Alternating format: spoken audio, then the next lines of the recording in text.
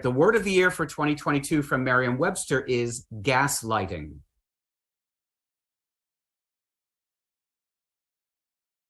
The act or practice of grossly misleading someone, especially for one's own advantage.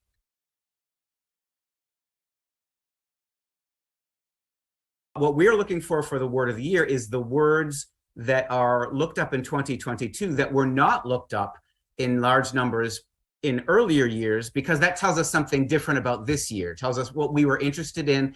It most specifically tells us what sent us to the dictionary.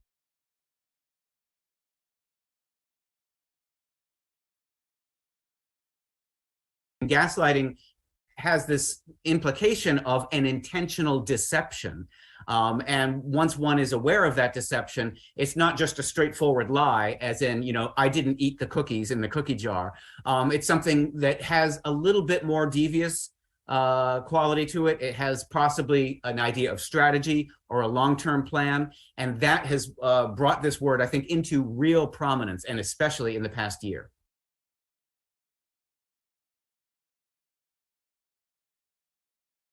It actually came as a surprise to me and to many of us to see that it was not just a word associated with a single news event, but that it was a word looked up frequently every single day of the year. And that volume pushed this word up to the top.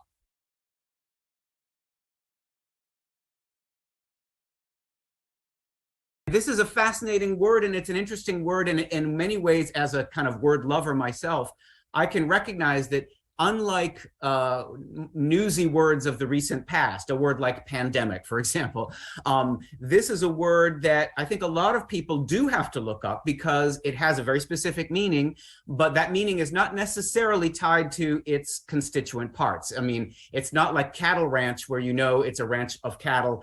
With gaslighting, there is a little bit of a story behind it. And if you don't know that story, it's kind of an interesting one. It comes from what was originally a play turned into a film, a famous movie from the 1940s. In fact, Ingrid Bergman was the star of this movie.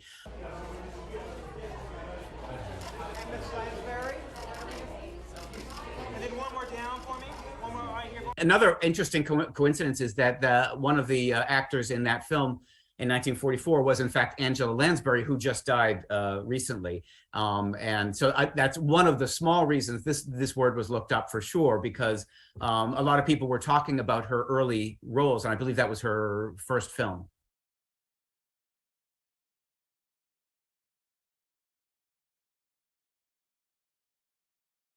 Lying tends to be kind of interpersonal. We have the word fraud, which tends to be interorganizational, between businesses or corporations or countries sometimes.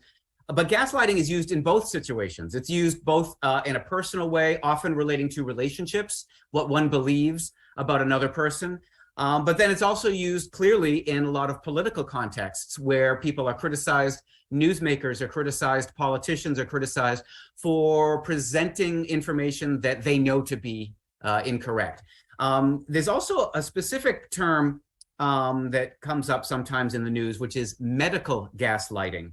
And that connection of one's own health and relationship to caregivers and healthcare is another very new way of expressing this concern about information. We can have fun, but we can also talk about real things. We can talk about mental health. We can talk about medical gaslighting. One of our most popular shows last season, we had women on who said they'd gone into their doctor's offices and weren't heard.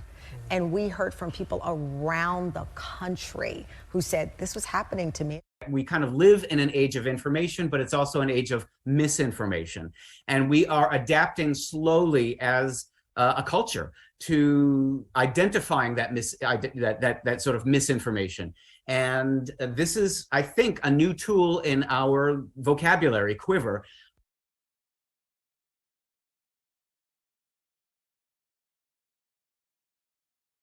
So Merriam-Webster's word of the year for 2022 is gaslighting.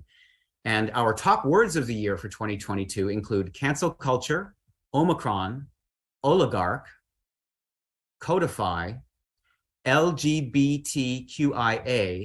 sentient, loamy, raid, and queen consort.